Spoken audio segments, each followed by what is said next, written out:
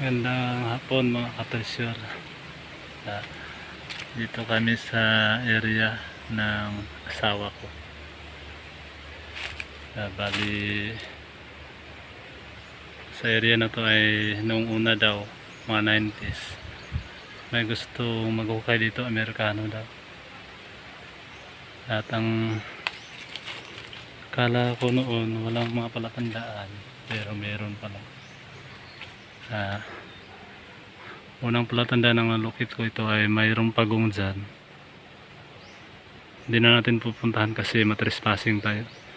Tapos papunta sa bundok na yon, medyo pabundok yon, ay mayroong malaking X, tapos mayroong paa na nakapababa papunta dito. Diyan naman ay merong upuan. Tingnan natin.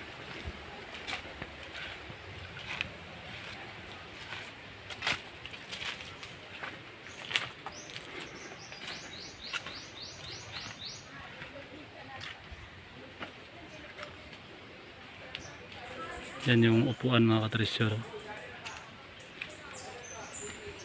Ito.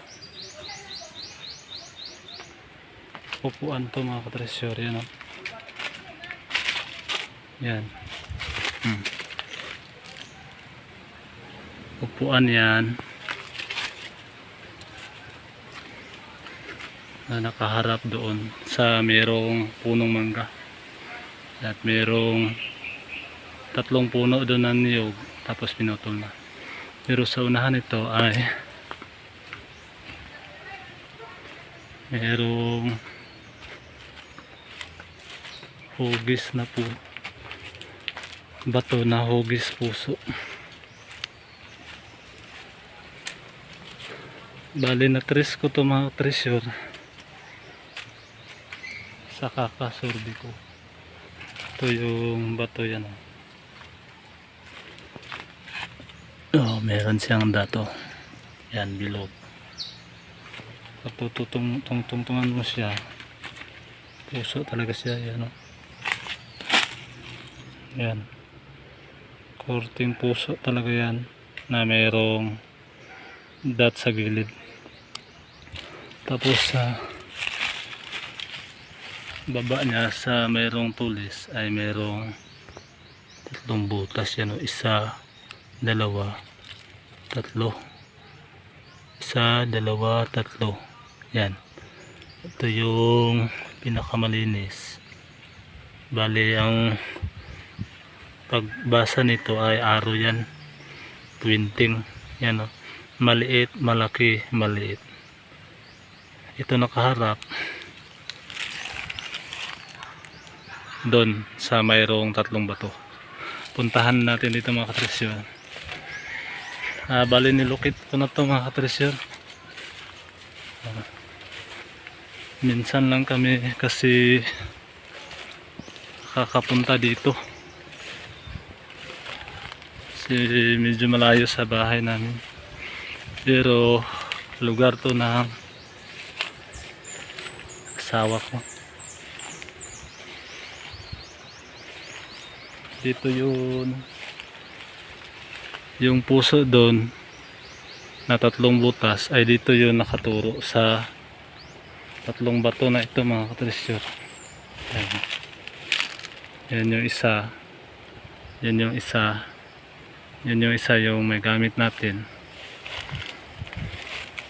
Pero sa 3 na ito ay ito yung pinaka tinuturo ng heart na mayroong 3 butas doon. Ito yung pinaka tinuturo niya. Kasi nung nabasa, nung napuntahan ko to ay mayroon pala itong paa. Yan o. Yan. Na against the light. Yan. Paa yan mga katresyor. Maliit, short distance. Tapos meron siyang dot dito. At yung paa nakaharap sa naka-triangle. Yan. triangle yan na butas. At ito yung maliit na pa, ibig sabihin short distance. Tapos mayroong dot papunta doon. Nagulat ako nung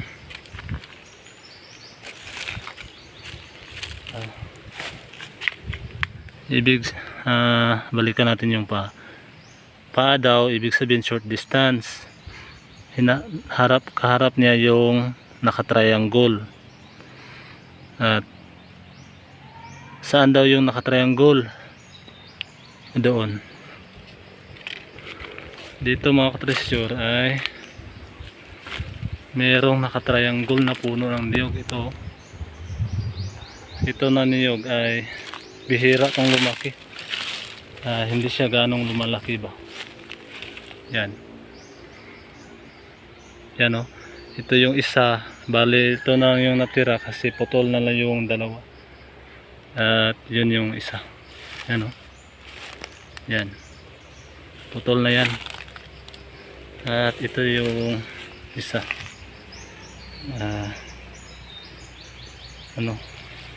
Bulok na siya.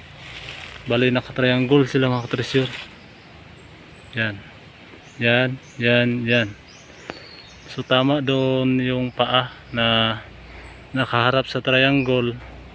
Puntahan daw yung naka-triangle. Tapos yung dot niyang susundin ay dito nakaturo. Kung saan dito sa malapit sa tatlong bato ay tatlong punong niyog ay meron namang naka-heart din. Yan. Puso talaga yan mga katreasure. Yan. Nakaturo sa tatlong puno ng niyog. At dito mga katreasure, yan. Kung ano yung bato, ano yung forma ng bato doon, paano sila naka-align, ay ito rin yung butas. Yan o. Isa, dalawa, tatlo, para silang nagsi.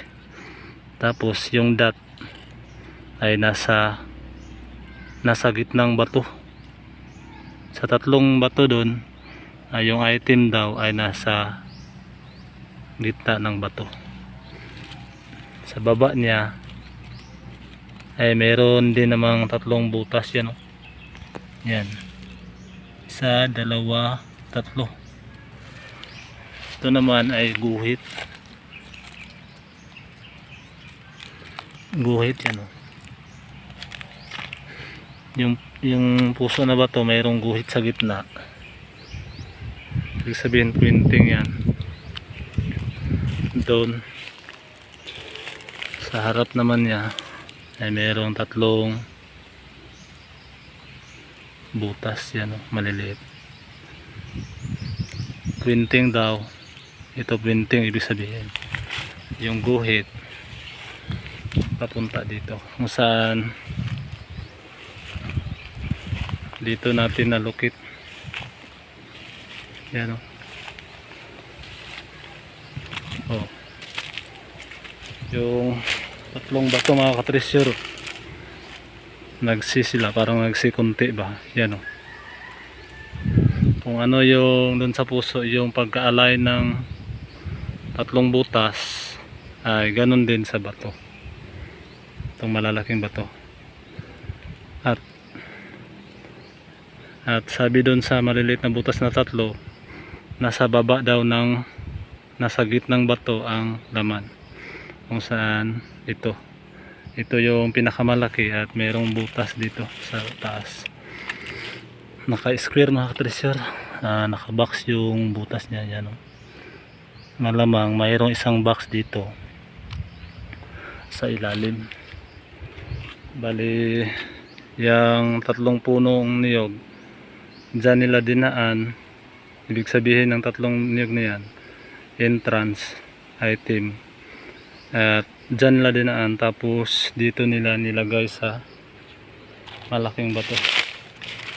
Positive tong area mga katreasure, kasi merong pantalan ng mga hapon doon World War II. Dinaungan yan, marami sila. Maraming barko dyan kasi sa area na to lang ang mayroong pantalan noon. Yan o. Yan yung isa, niyog isa. Yung isang niyog nabubulok na. Bali, dito nila binutasan.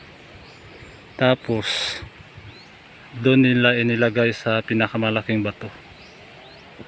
Yan lang mga katresyor. Sana sa hindi pa nakapag-subscribe, supportahan nyo naman yung channel ko. Happy treasure hunting sa ating lahat. Maraming salamat sa mga bagong subscriber.